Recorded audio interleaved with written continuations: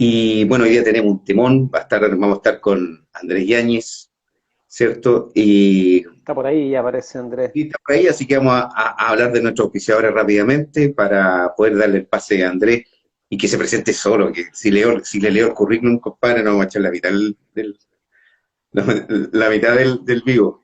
Pero su base ahí estudió psicología en la Universidad Miguel de Cervantes, ¿no? Y Eso de es. ahí entró en un mundo también de especializarse en otro tipo de terapias que él no va a contar. Y tengo ahí una pregunta muy Andresito. específica. ¿Cómo estamos? Andrés Hola querido, Andrés, ¿Cómo estamos, amigazo? Bien, bien, bien. Incluso cuéntanos por qué nosotros, cuéntanos, Andresito, por qué cogiste este timón que tiene que ver con el COVID y el apocalipsis. ¿Cuál es la relación? ¿Qué pasó ahí? eh, bueno, a mí me da la impresión, querido Marquito y Hernán, que hay una sensación colectiva de que algo no está igual que antes. Y no es precisamente una sensación aislada o de solo del grupo de los conspiranoicos, sino que tiene que ver también con cierta información que maneja el colectivo, que a veces, por ejemplo, se puede entender dentro del apocalipsis que un caballo representa la muerte, otro representa la peste, y de alguna manera podría tener alguna ligadura con lo que está ocurriendo a nivel pandémico, y no solamente a nivel pandémico, sino a nivel social, ¿no? A nivel de guerras, ¿no? Estamos a punto, Ujú. Finlandia ingresa a la OTAN, y eso puede significar algo no menor. Entonces, yo siento que sería interesante hablar del tema del apocalipsis eh, y relacionarlo con el fenómeno colectivo, y no solo, no le pusimos pandemia COVID, ¿no? Le Claro. pusimos pandemia en el sentido de que hay una situación colectiva que, que es una crisis generalizada a nivel mundial, ¿no? Mm. Entonces, por supuesto que esto nos va a exigir algún grado de elasticidad, ¿no? En el lenguaje simbólico que usted me imagino que se debe manejar bien, y una especie de inteligencia espiritual, porque no es fácil ni simple poder reducir qué es el apocalipsis, ¿no? Porque podríamos empezar diciendo qué no es el apocalipsis. Bueno. Eh, el apocalipsis no es, como se podría creer en primera línea, un secreto o un código que debería decodificarse. Tampoco es un libro de ocultismo, ¿no? Un libro de algo raro que debe ser codificado por una serie de iniciados. No, ese más bien no es el camino. Tampoco, tampoco podríamos decir que el apocalipsis tiene que ver con la tragedia, ¿no? O con un caos mundial, o con el fin de mundo, como a veces lo pueden haber pensado nuestras abuelas, o a veces uno en una reunión de camaradería puede decir, se puso todo mal, ¿no? Será Mm. el apocalipsis, ¿no? Como que el El, apocalipsis está el relacionado. bichito que viene hacia nosotros, las bombas atómicas que vamos a despertar Ah, muertos el otro día todos, es el concepto claro, genérico que hay. ¿No? claro, está como relacionado con el fin del mundo. Mm. Y en realidad lo que dicen los profetas, las profecías, que tiene que ver con el fin de los tiempos. Eh, entonces, estos elementos vamos a tener que entenderlo de manera simbólica, ¿no? Cuando se habla de mm, la bestia, cuando se habla de pandemia, de peste, ¿no? Es más bien algo que se revela, ¿no? Entonces vamos a entender primero la etimología. La etimología viene de calima, significa en las palabras antiguas velo, calipto velar, ¿no? O sea, poner un velo, tapar. Mm. Y, y el sufijo sin a, ¿no? Como ateo es sin Dios, agnóstico es a es sin, gnosis sin conocimiento, a es sin. O sea, podríamos decir que apocalipto podría ser el quitar el velo para que se pueda ver. Y el sufijo una cis, revelación. Como exacto, dice exacto. encarnadamente, sí. Significa. Claro. Y viendo que al final tiene el sufijo cis, que eso podríamos decir que el CIS le agrega la acción de, es decir, la acción de quitar el velo. Mm. La acción de quitar el velo. Y eso, ¿cómo les impacta? Por ejemplo, yo les devuelvo la pregunta. Que se están cayendo los velos, ¿no? Se están cayendo los velos de las instituciones, nos hemos dado cuenta de que la política es un circo, un teatro, Ujú. no nos dimos cuenta que los presidentes no son los que mandan, ¿no? Eh, bueno, yo les pregunto a ustedes qué se les viene con esto que recién ponemos sobre la mesa, ¿no? Con esto de que se nos estamos quitando el velo. Claro. O sea, mira, a mí me hiciste pensar justamente, porque nunca lo había visto así el concepto de apocalipsis. Yo tenía esa misma descripción o percepción que era el fin de los tiempos. Pero claro, ahora que tú lo pones de otra mirada, es el fin de a lo mejor de un tiempo, de una época, de un momento. ¿Ah? Que efectivamente viene como, y me acordé del estallido social, ¿cierto? Que hace que esto aparezca y derribe muchas visiones establecidas que estaban. Mm. Entonces, a mí se me viene esto de que efectivamente a lo mejor como lo grafican en los caballos, ¿ah? Algo aparece que hace que se destruya o caiga una imagen, un statu quo que está establecido, algo que está ahí. ¿Ah? Claro. Como se caen todos los poderes, se cae el poder de la iglesia, el poder político, el poder económico, se empieza como a derrumbar todo esto que creíamos que era y que funcionaba. Ah, así me lo estoy imaginando. Y André, es una contrapregunta, ¿eh? Perdona, porque me saltó inmediatamente. ¿Y qué estamos develando a nivel espiritual entonces con esto, en el Apocalipsis? ¿Qué se desvela Buena ahí? pregunta. Lo primero que tenemos que entender es hacer una distinción conceptual, digamos, porque por ejemplo cuando hablamos del fin de los tiempos, eso tiene relación con, más que con el apocalipsis, con la escatología. Y la escatología tiene que ver con el contenido, o sea, todo lo que tenga relación con el fin de los tiempos, el juicio final, el infierno, la salvación, etcétera. Podemos hacer escatología sin un contenido apocalíptico, porque la apocalíptica es otra cosa, es un movimiento, por decirlo de algún modo, literario, ¿no? Es un modo de escribir, es una forma de expresión la apocalíptica. Y la Ujú. apocalíptica existía desde antes, 300 años antes de Cristo y 300 años después. Incluso hay los textos apócrifos, hay muchos, ¿no? Enoch, eh, los textos de Daniel, que son en un modo apocalíptico. Entonces la apocalíptica es distinto a la escatología. La escatología, podríamos decir entonces que la forma, perdón, la forma apocalíptica, en este caso, que el de San Juan, digamos, el más conocido, es un modo de hablar, ¿no? Del Mm. fin de los tiempos. Esto del jinete, las trompetas, los dragones, es la forma apocalíptica de hablar del fin de los tiempos. Ya. Entonces, eso primero, ¿no? Que es una forma de expresión la apocalíptica. Ahora, ¿qué quiero decir con esto? Que podemos hablar de modo escatológico y apocalíptico, es decir, distinguiendo estas dos cosas. Ahora, entendiendo el Apocalipsis de San Juan, este modo literario particular, es un modo apocalíptico de contarnos la escatología, es decir, cómo funciona la historia encaminada hacia un fin, ¿no? Mm. Y por lo general la apocalíptica, este género, digamos, este modo de escribir tiene que ver con los tiempos de crisis, ¿no? Con todos los tiempos de crisis. Entonces, vamos a entender, por ejemplo, en el contexto que se tiene que haber escrito esto. Algunos dicen que fue en la época, en el siglo I, en la época del emperador Domiciano, que estaba, digamos, él mandó a construir en su nombre un espacio donde se le rinde culto al emperador. Y es muy posible que el Apocalipsis se haya escrito con este contexto de fondo, ¿no? Con este trasfondo, ¿no? Como una Ujú. negativa de los cristianos en esa época a rendirle culto al emperador Domiciano, ¿no? Mm. Porque en Roma, si bien es cierto, era un espacio donde había supuesta libertad de culto, pero siempre había que rendir finalmente culto público con características religiosas al emperador. Y es muy probable que los cristianos de esa época no hayan aceptado esto de rendirle culto religioso al emperador, sino solo a Dios, ¿no? Siguiendo la escritura.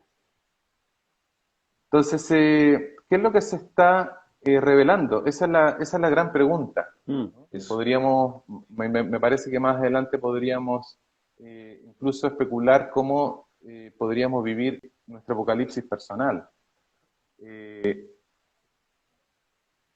¿Por qué les digo que no es fácil entender esto y que se requiere una sensibilidad simbólica? Por ejemplo, en las fotos que ustedes pueden poner en Google del Apocalipsis, pueden encontrar un cordero degollado, ¿no? Claro. Pero ¿cómo uno entiende que un cordero degollado esté de pie? ¿No? Entonces, siempre lo simbólico hay que entenderlo en un conjunto. Puede ser un artista, un tarotista, ¿no? Puede tener mayor sensibilidad que una mente científica que quiere la razón de una, que es el Apocalipsis, ¿no? Claro. Entonces hay que entenderlo en su conjunto. ¿Por qué este cordero inmolado, degollado, está de pie? Porque significa la muerte, por un lado, y está de pie porque ha resucitado, por otro lado. Entonces el símbolo funciona de manera interpretativa y o exige más bien un alto nivel de esfuerzo hermenéutico. Por ejemplo, cuando uno lee o escucha a la abuela leer el Salmo 91, ¿no? O hablan del terremoto, el fuego que baja, ¿no? Todas estas cosas se refieren simbólicamente a la presencia del Señor, por ejemplo, que hace que se estremezca la gente, que se estremezca la tierra, ¿no? Entonces, o la aparición de los animales, o la cifra de la bestia, ¿no? Que hoy día, la marca de la bestia, que a veces algunos hacen una ligadura con esto no podemos decirlo, por los logaritmos nos podrían bajar, pero la inserción de un dispositivo microscópico en el cuerpo de las personas. Claro. Que la gente hoy lo asocia. Entonces, podríamos decir que el Apocalipsis es una forma de mirar la historia desde protológica hasta escatológica. Proto es el origen de los tiempos hasta el fin de los tiempos, ¿no? Del paraíso original al final de los tiempos. Entonces, es una forma bella de entender, porque si uno ve el fin de los tiempos, ¿no? Es la unión de la naturaleza con la ciudad celeste, la Nueva Jerusalén. Es decir, en ese sentido Dios ama tanto al hombre que en su salvación integra su naturaleza salvaje a la ciudad celeste, ¿no? Se integra el jardín con la ciudad, se integra la obra del hombre también, ¿no? O sea, Podríamos decir... disculpa si te estoy entendiendo. A ver, podríamos decir, me estoy quizá adelantando un poquito, ¿no? Que el Apocalipsis podríamos hablar de que es volver al origen, de alguna manera. ¿Podría ser? No lo estoy diciendo como algo peyorativo, sí, sino el origen humano. Es como volver a empezar de nuevo, porque el Apocalipsis llega porque nos hemos manejado como súper mal como humanidad. ¿Podría ser interpretarse relativamente así? Claro, se vuelve al principio que es natural y al fin de la ciudad celeste, y después vamos a leer un texto de Juliana de Norwich o del padre Castellani sobre el Apocalipsis, y dice que hay una unión de la ciudad celeste, es decir, la nueva Jerusalén es dorada, está llena de joyas, de perlas, pero llena de naturaleza. Es decir, desciende la nueva Jerusalén, pero integra la naturaleza de los orígenes. Es decir, una vuelta al origen, pero con el orden de la ciudad. Es decir, no descarta al hombre, la creación del hombre, la obra del hombre. Podríamos decir que en el Apocalipsis, el jardín de la ciudad se incorpora a la Nueva Jerusalén. Es decir, la obra de Dios y la obra del hombre se integra, ¿no? Se integra en una obra en el cielo. Entonces, es bien poético cuando nosotros decimos que el símbolo abre y une, a veces los conceptos, cuando uno dice, ¿pero a qué se refiere el Apocalipsis? Uno quiere un concepto que cierre, ¿no? El símbolo cuida esos significados, genera una comunión y nos exige cierto grado de sensibilidad y de abstracción, ¿no? Entonces el símbolo, ¿a qué nos invita el símbolo del Apocalipsis? A estudiar, ¿no? A colaborar, a participar. O sea, lo que está dado, pero no está dado tan fácilmente, ¿no? Está dado ahí para que lo estudiemos. Y justamente porque es de manera simbólica, porque el símbolo trasciende a la historia. El símbolo hace que la realidad sea aplicable en todas las épocas. O sea, uno puede entender el Apocalipsis como una cuestión bastante actual. No es una cuestión que podríamos decir tirada de las mechas, ¿no? Una cuestión del pasado, antigua. Es una cuestión bastante actual. Es algo que se revela. ¿Y qué es lo que se revela? Respondiendo a la pregunta de Hernán. Los patrones de la historia humana. Los reinos, los grupos de poder, quienes pueden llegar a ser como la Babilonia antigua, por ejemplo. Mm. Se nos advierte que podríamos llegar a volver a una especie de Babilonia. ¿Qué más se revela? Las promesas, ¿no? Las promesas de Dios. Podríamos decir que, de alguna manera, cuando uno entiende, se abre los sellos del Apocalipsis, no sé si alguien ha leído el Apocalipsis, pareciera que el ángel cuando le dice a San Juan, ve, y escucha el grito, ve, y deja que el dragón avance, ¿no? Y salgan los primeros jinetes del Apocalipsis, como que hubiera un periodo donde Babilonia predomina, ¿no? Para que después se remueva esa maldad, ¿no? Y regrese a la creación. Entonces, el cordero inmolado, de alguna manera, que es un símbolo del Apocalipsis, es el verdadero león de Judá que esperaban los judíos, ¿no? Que los judíos esperaban al león, ¿no? Ujú. Pero aparece un cordero simple, que vence, digamos, el mal. Y la, Entonces, podríamos decir que el Apocalipsis es un libro de lucha, de esperanza, de victoria, ¿no? Que alienta a los creyentes, entendiendo que en la época que se escribió, como decíamos al principio, estaban siendo perseguidos, estaba prohibida profesar la fe. Entonces, un libro que alienta la fe, que habla al final de la historia, y es un libro lleno de triunfo al final, porque es un triunfo de la verdad, ¿no? Ustedes saben que cuando, de alguna manera, es evidente, porque San Juan era un vidente, ¿no? sí, po. Sí. Él fue ¿qué es lo que pasa? Apocalipsis siempre aparece en las crisis, ¿no? Entonces, hoy día estamos en una crisis donde no podemos profesar nuestra espiritualidad, no podemos profesar ciertas verdades, hay que ocultarlas, ¿no? Yo ahora no puedo decir ciertas palabras porque si no nos censuran, ¿no? Estamos adorando al becerro de oro. Entonces, es una época de crisis donde no sabemos para dónde va la moto, para dónde es nuestro destino, ¿no? Está lleno de ilusiones y de falsedades. Desde arriba, a veces se capturan a ciertos profetas, a ciertos videntes, y se les muestra, ¿no? Para que él después descienda y reparta esta información. Entonces, eso es lo que ocurrió, digamos, la experiencia de San Juan cuando él ve y se ve como secretario de Jesucristo, en la primera parte, ¿no? Y observa a Jesús como un sacerdote, dándole consejo a su iglesia, ¿no? ¿Cómo la ve? Después podríamos hablar de eso, cómo él le pide que purgue, que se purifique a la iglesia.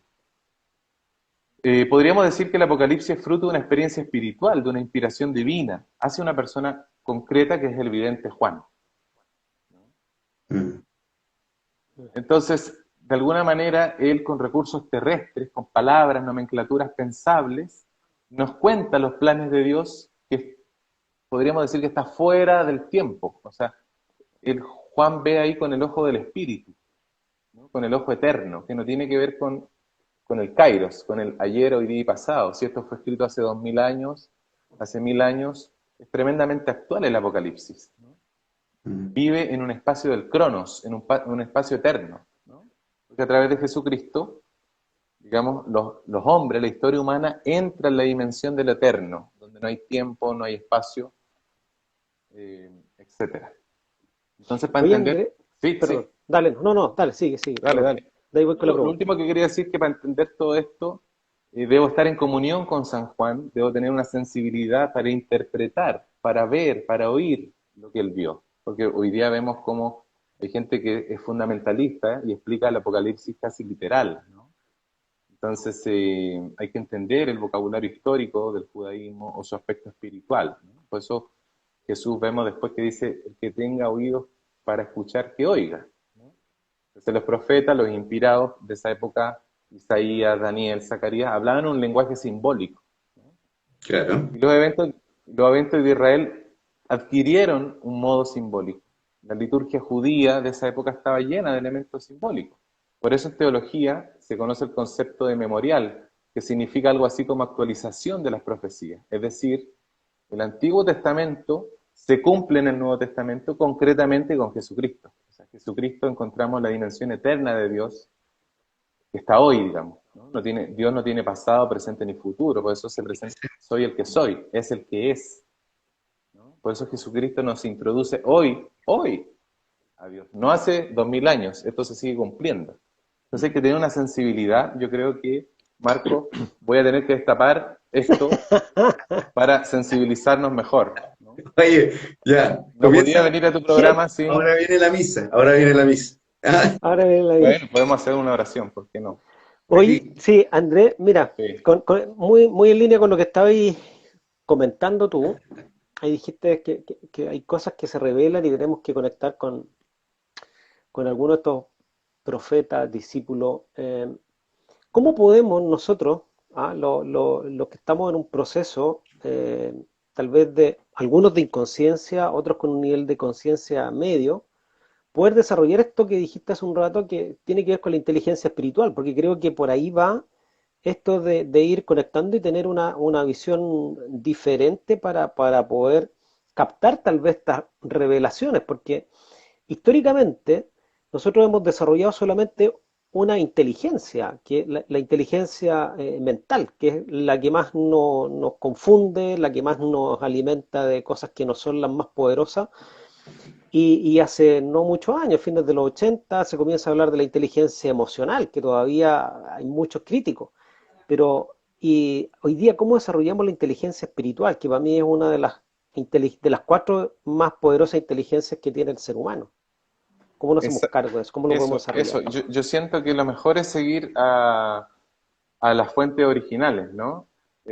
Por ejemplo, si entendemos que para entender lo simbólico, es decir, cuando yo digo que lo anunciado en el pasado, en el Apocalipsis de San Juan, es decir, en el ayer, se cumple en el presente hoy, Ujú. y que el presente es hoy, es la figura de lo que vendrá en el futuro, uno dice, ¿cómo? ¿No? ¿Cómo me abstraigo a eso? Y es porque el hoy de Dios se expresa en la manifestación de la temporalidad humana.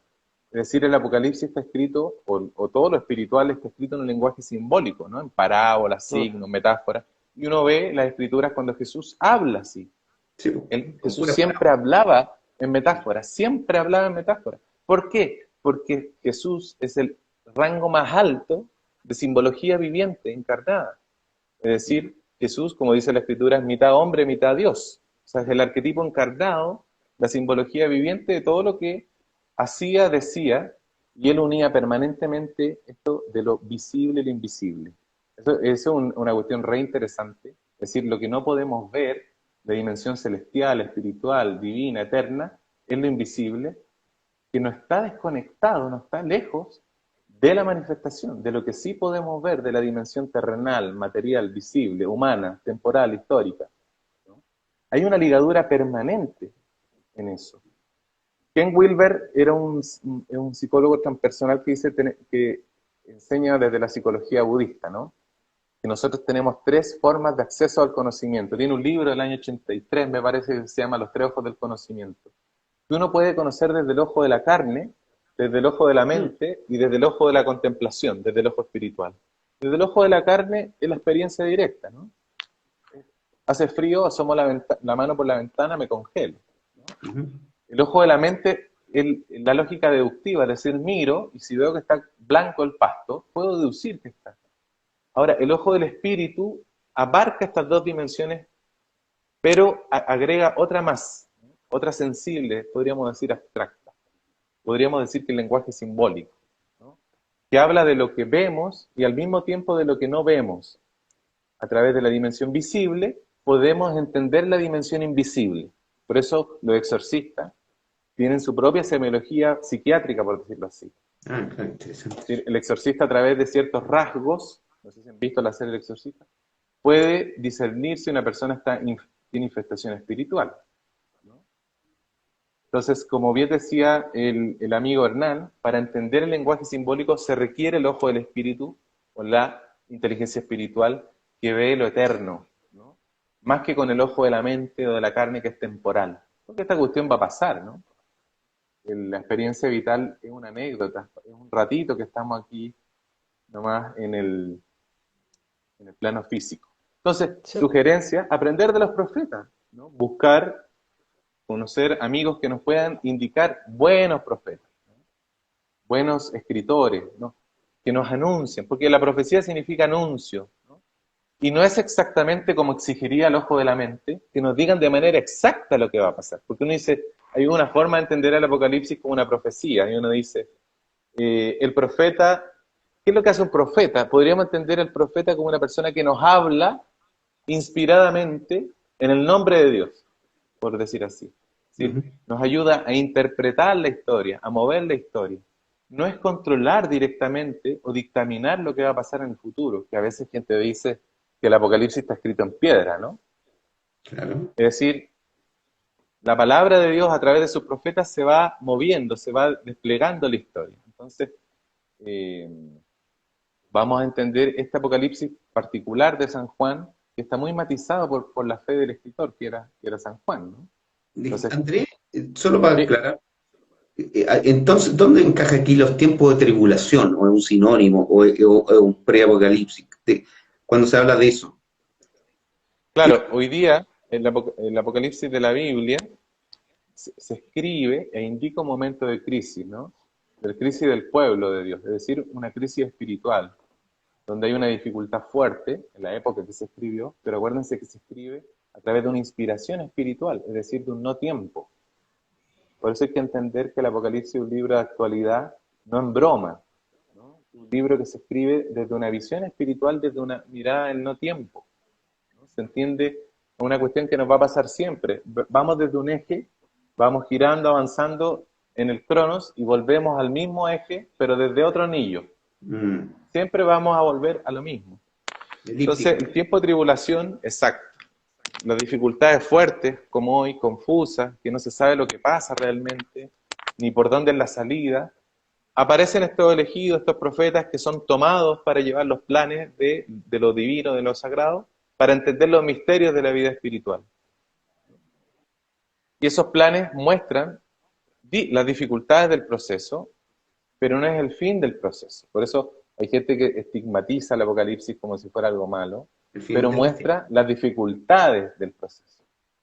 Y son el fin de los tiempos del mundo, ¿no? Del mundo, cuando dicen en las Escrituras que uno de los enemigos de Dios es el mundo, no se refiere a la gente, a los animales ni al planeta Tierra, es al espíritu del mundo. Mm, El espíritu del mundo desacralizado, ¿no? No es a las personas que vivimos acá. Entonces, eh, aparecen estos profetas, ¿no? Estas personas que hablan cosas, digo que son llevados, ¿no? Y vuelven para contarnos y comunicar a los demás, a sus hermanos, lo que vieron ahí. Entonces podríamos decir que el Apocalipsis es la revelación de algo que no es tan evidente. ¿Y por qué se da? Porque necesitamos tener algunas pistas, ¿no? Algunas pistas de parte de Dios de cómo entender tanto sufrimiento, de lo que no entendemos, ¿no? ¿Por qué este aparente silencio de Dios, ¿no? Y bueno, eso nos lleva al misterio de la vida, al misterio de este plan de toda la historia. Entonces vamos a entender el Apocalipsis no es como un destino, no está escrito sobre letra muerta. Y cuando hablemos del misterio, que es la segunda parte del Apocalipsis, se menciona mucho el misterio de Dios, es el misterio, es hacer que triunfe el bien sin forzar la libertad humana. Porque uno dice, ¿por qué Dios permite el mal?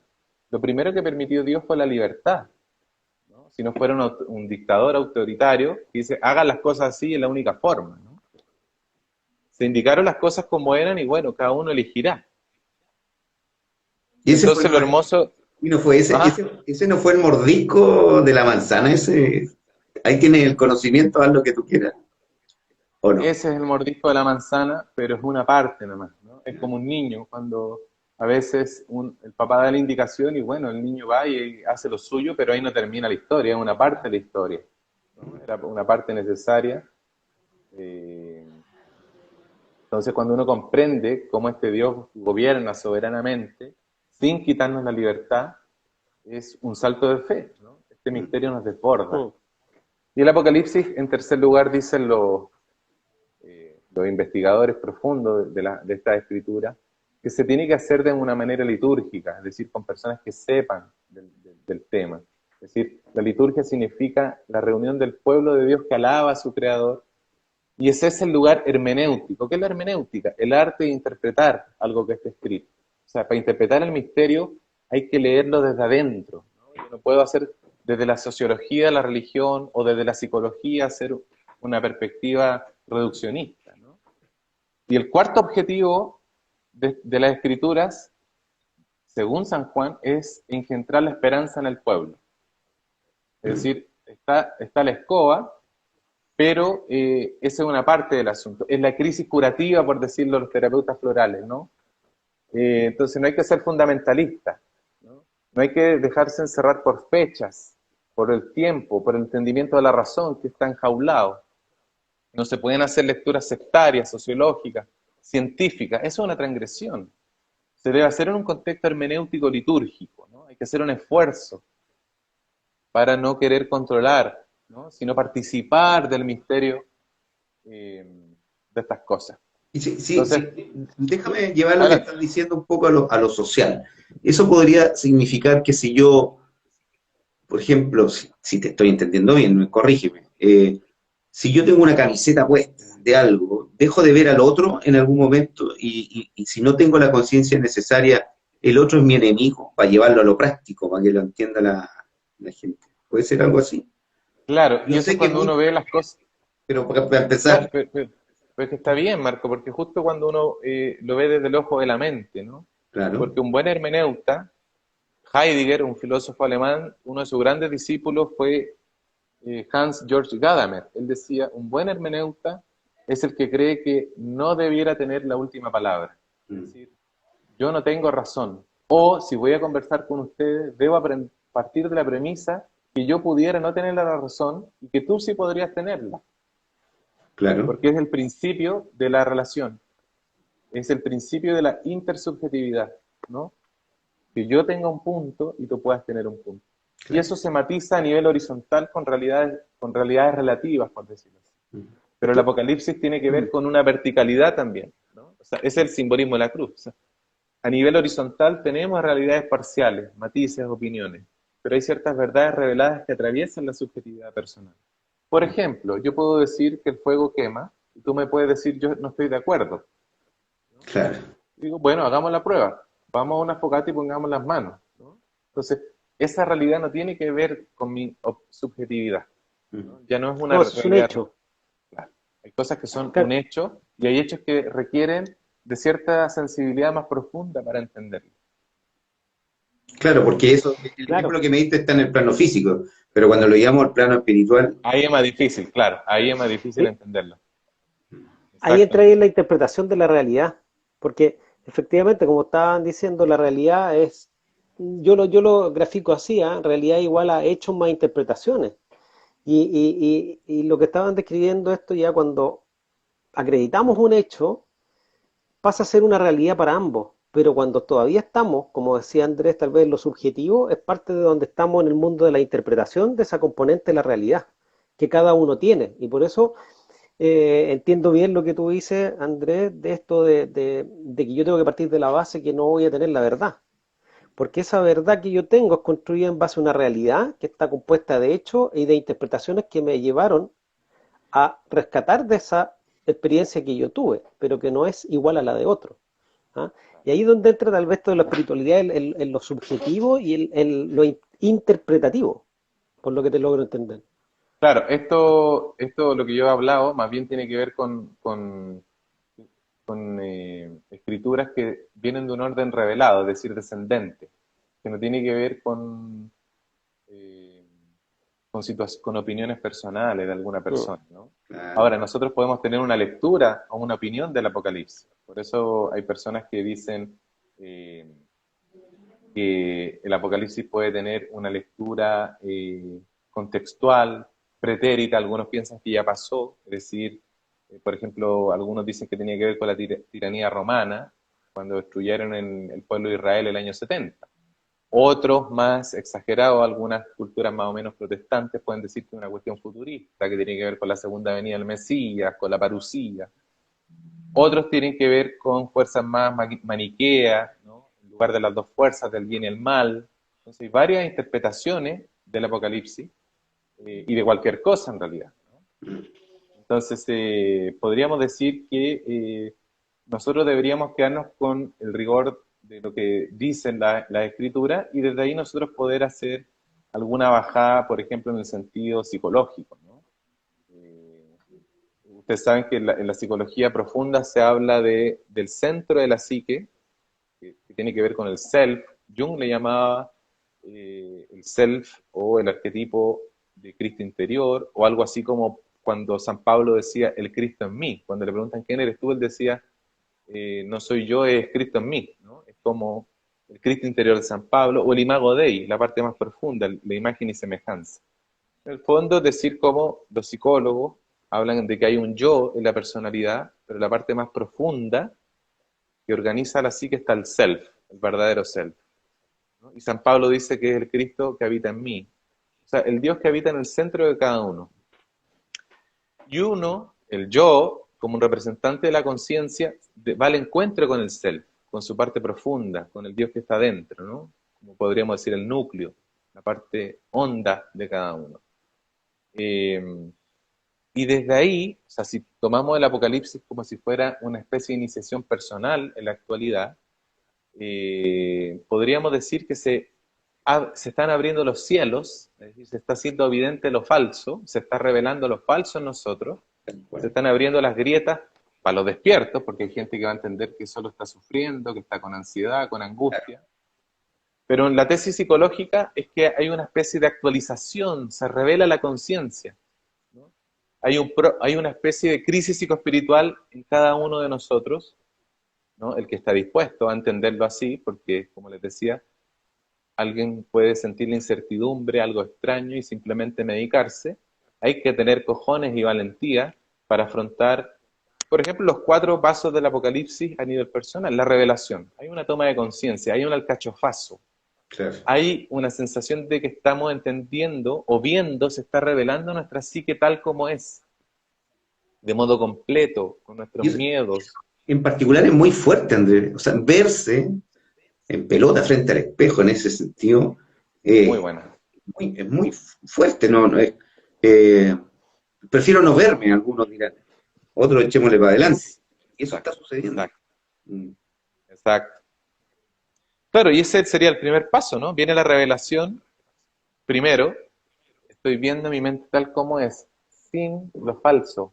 O puedo verlo, puedo seguir desplegando lo falso. Puedo seguir actuando como sí, pero está cayendo el peso de lo real, se abren las grietas, tomo contacto. Y el segundo paso, como dice Jung, ¿no? Se abre el velo y lo primero que viene es la emergencia de lo sombrío, de lo pecaminoso, de lo oscuro, de lo charcha que hay en nosotros. Claro. Y es una experiencia muy poco amable, ¿no? Que los junguianos le llaman es como el juicio final en el tarot, pero ahora en nosotros. Viene el juicio, o sea, sigo haciendo esta miércoles, sigo llevando este teatro, ¿no? Sigo bypaseando este temor, sigo bypaseando una sexualidad atrofiada, con miedo, sigo llevando una vida neurótica, echándole la culpa al resto. O sea, todos mis matices, sigo llevando una vida ansiosa, descontrolada, sigo siguiendo con este vicio. Viene un juicio, una confrontación con la sombra. Y eso nos lleva inevitablemente a la cuarta parte del Apocalipsis, que sería algo así como el cuarto jinete, ¿no? Como el castigo, ¿no? Que en términos de Winnicott, porque he visto varios alumnos ahí de psicoanálisis, sería así como la ansiedad de desintegración, las agonías primitivas, ¿no? Es como dicen los místicos, cuando uno entra en la profundidad, después de una revelación, después de haber sentido la verdad, pero después de la vida purgatoria, es como que Dios te sacara la silla. Bueno, claro. Ese contacto con el imago Dei, con la imagen a semejanza, cuando yo asumo que hay una realidad superior, que hay una verdad más profunda dentro de mí, que no tiene que ver con mi máscara, puede ser tremendamente caótica y crítica. Es lo que le llaman los transpersonales, también hay alumnos transpersonales, la crisis psicoespiritual de Groff, o la experiencia de muerte-renacimiento. Mucha gente hoy debe estar sintiendo que se está muriendo por dentro, ¿no? Hoy día vemos en psicoterapia mucha gente con sensación de vacío, de muerte, de sensación de que se están volviendo locos. La crisis de pánico que le llaman a algunos. La crisis de pánico. ¿Qué Pero no quiero dejarlo en lo triste, porque la cuarta es la renovación. La cuarta parte es la Nueva Jerusalén. La integración que hablábamos delante, lo luminoso, lo armónico. Cesa la lucha a los opuestos, ya se integra, ¿no? Junguianamente se integra las polaridades. Se hace un mandala completo. Emerge el self, lo verdadero, y se unifica, ¿no? Sí, ahora sí. Interrumpía. Ah, Hernán. No, no, no. No, no, no. Estaba atento, asintiendo. Ya. Es que este self, no sé, Marco, si te hace sentido, puede ser que sea el I am, ¿o no? Me voy ahí, al I am, al yo Yo soy, a soy. este ser esencial. Claro, porque hablan también de otras corrientes del desarrollo humano. Claro. Hay desde Saint Germain, que habla también de esto de la conexión con el I am, me imagino que me hizo mucho sentido eso, ¿ah? Que Mm, decía Andrés, de ese ser interno que otros llaman nuestro poder interior, ¿ah? Conectado con lo superior. sí. Que bueno, la llama habla de eso, pues, del Dios en mí, ¿ah? La divina presencia. Qué lindo suena. Ahora, el Imago Dei es imagen y semejanza. Por ejemplo, que algo de Dios habita en mí no significa que yo soy Dios, ¿no? No. Porque a veces hay gente que se confunde. No, pues, Bueno, exacto. y en esta atravesada de tribulaciones, uno se preguntará por qué la peste, ¿no? ¿Por qué gente muere, gente buena, gente justa? En esta etapa de tribulación que muy lúcidamente dice el colega Marquito, sin duda estamos, para ser así bien realista, atravesando un umbral, una puerta de entrada a lo que los teólogos dicen la expiación, Mm, un momento de sacrificio, de dolor duro. Ya pasó el tiempo de pedir perdón por los 10.000 talentos. Ahora hay un tiempo como, como de castigo, ¿no? Es como cuando yo le pido a mi hija que haga algunas cosas en la mañana, un día sábado, y después voy a la tarde y no lo ha hecho. Y digo, hija, y voy el domingo y sigue no haciéndolo. Y me dice, papá, ya el domingo en la noche, lo hago, y como que el Señor ya nos está diciendo, ¿no? Como que estamos ya en este paso, ¿no? En sí. este es un paso para que todo después sea restaurado. Por eso hoy en día yo siento que tenemos que hablar de fe sin temor, Sí. ¿no? Tenemos que hablar de conversión, que la gente apunte a esto. Porque nosotros debemos aceptar lo que nuestros abuelos no. Nuestros abuelos también tienen que haber sentido esta sensación apocalíptica en la Primera Guerra Mundial, en la Segunda Guerra. Nosotros en la crisis de los misiles, ¿no? En Vietnam, ahora. Pero la diferencia es que nosotros tenemos que aceptar. O sea, la propuesta que yo les vengo a hacer es que nosotros aceptemos esta cuestión. Lo Mm. alto, Dios, el universo, como le quieran poner, nos eligió para vivir estos tiempos. Bendito sea, ¿no? Entonces no Claro. debemos agobiarnos ni perder la calma. Los sabios nos invitan a discernir los signos de los tiempos. Hay gente antigua, bueno, Marquitos de Conce, que sabe muy bien, miran al cielo y dicen va a llover. Al tiro. Y en la tele dijeron que no va a llover. Claro. Y esta persona, hay gente que sabe leer muy bien los tiempos, ahí diciéndolo simbólicamente, ¿no? Sí. Entonces, ¿va a llover o no va a llover? Tenemos que aprender de los sabios, tenemos que aprender a leer los signos de los tiempos y tenemos que aceptar que estamos atravesando un umbral de la tribulación. Por eso está bueno hablar de solidaridad, de apoyar al prójimo, los derechos de las mujeres, de las minorías, los migrantes, los indígenas, me parece correcto. Pero hay que hablar de la inequidad y la ausencia de Dios en la sociedad también. Sí. Porque si Oye, no, Andrés, sí. sí. ¿Y cómo percibes tú que están recibiendo esto, tú que te dedicas también a la docencia en el mundo de estas nuevas generaciones? ¿Cómo percibes tú que se abren a abrir estos temas? Lo que ¿Cómo pasa es que están recepcionándolo? estamos mal educados porque justamente los que trabajan para el Dios de este mundo, es decir, no precisamente para el Dios que estamos hablando nosotros, son los que dominan estos aparatitos que estamos utilizando, las universidades donde estudian nuestros hijos, los cantantes que escuchan nuestros hijos, los estudios científicos que leen nuestros hijos, etcétera, etcétera, etcétera. Entonces, si no hay un discernimiento, no hay investigadores adultos que vayan guiando y no se genera una comunidad con una investidura tradicional, se va a lograr y se está logrando imbecilizar a la humanidad, Oye, mantenernos niños y no, embrutecer a nuestros hijos, ¿sí? no quiero que parezca lúdico lo que voy a decir, pero se me cruza esto de que cuando se habla en símbolos, o sea, no en símbolos, perdón, en parábola, o parece que el otro lado, el otro caballero no lo entiende. Es como que más concreto. Claro, Parece porque el otro decir más desde lo interno con parábolas. O sea, me es removí. muy, es mucho mejor decirlo así, Marco, Sí, porque acuérdate que símbolo une el mundo invisible con el mundo visible, y claro, diablo lo separa, ¿no? claro.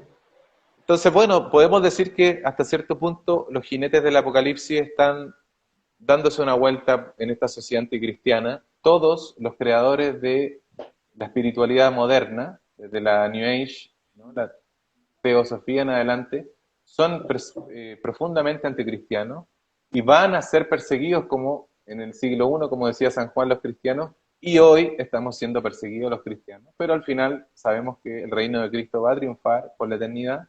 Por eso yo les decía que el mal social es muy profundo. Ahora, la gente confía en ponerse esta cuestión aquí en la cara, en ponerse esto acá en el brazo. Yo digo, la medicina no va a ser algo muy distinto en los próximos tiempos, con todos los avances, ¿no? Entonces, hoy día una señora me decía, y todos los cuerpos que hemos visto morir. Y yo le digo, bueno, si usted leyera, o los místicos nos dicen que han visto condenarse las almas en el infierno. Si nosotros viéramos eso, por un momento, como lo vio San Juan, pediríamos a gritos: Señor, por favor, evita la condenación eterna. Señor, no nos dejes que estas almas sigan perdidas eternamente, ¿no?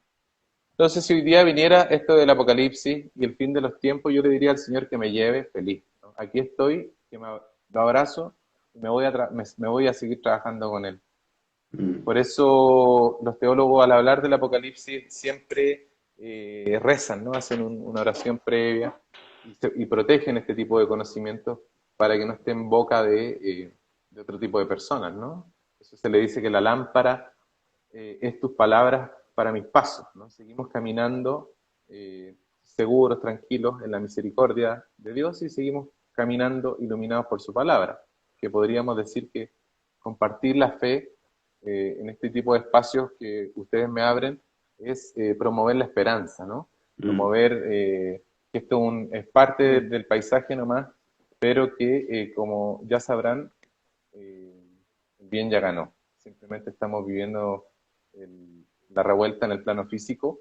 Estamos en la lucha del cordero y el dragón, el león de Judá, que es como el león de David, el símbolo mesiánico de los judíos, es el cordero que estaban esperando.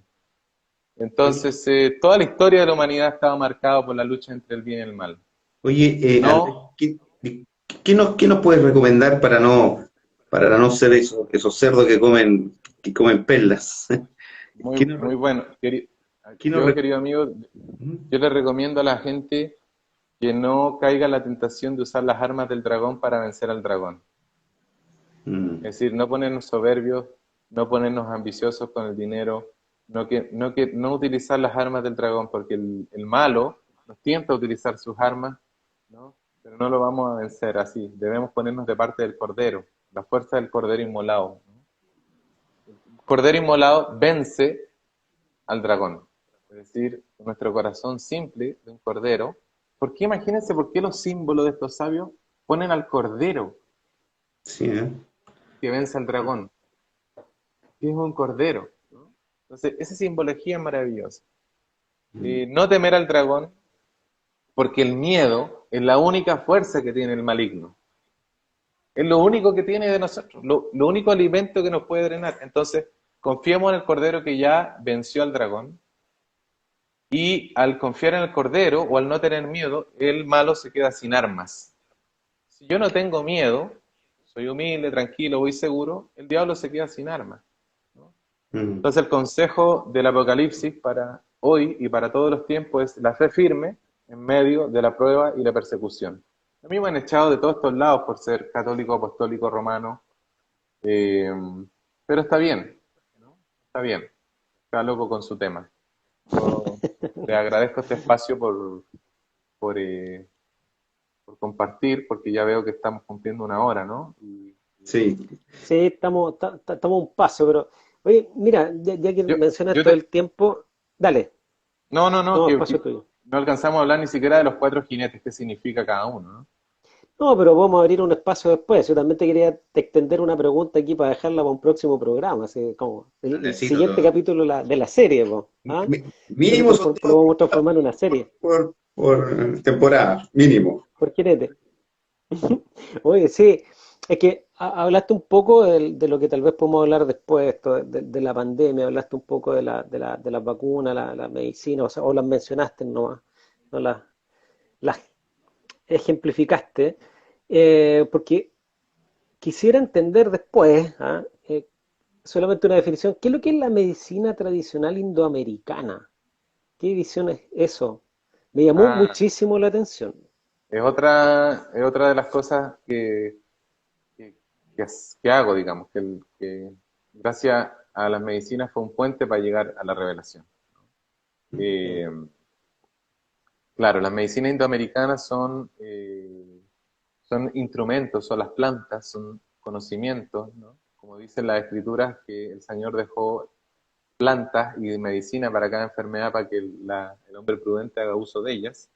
Y bueno, es un cuerpo de conocimiento eh, que se estudia, uno se prepara muchos años, yo llevo 15 años estudiando las medicinas tradicionales, en la cancha, ¿no? En la selva, con los indios, aunque también tuve la bendición de poder hacer un posgrado en una escuela de medicina en Argentina sobre el tema. Entonces, digamos, pasé por la academia y por la práctica, y el uso ritualizado de las plantas maestras, ¿no?